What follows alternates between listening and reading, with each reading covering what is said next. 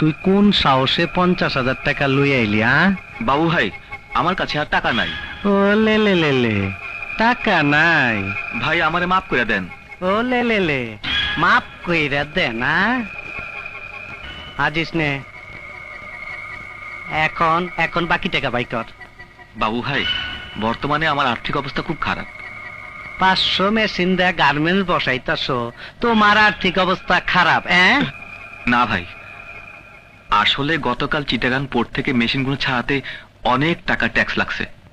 এই এই, তোরা ব্যবসা শুরু করার আগে ওই বাজেট নাকি কস, কোথায় কত টাকা খরচ করতে হয় এর একটা হিসাব করস না?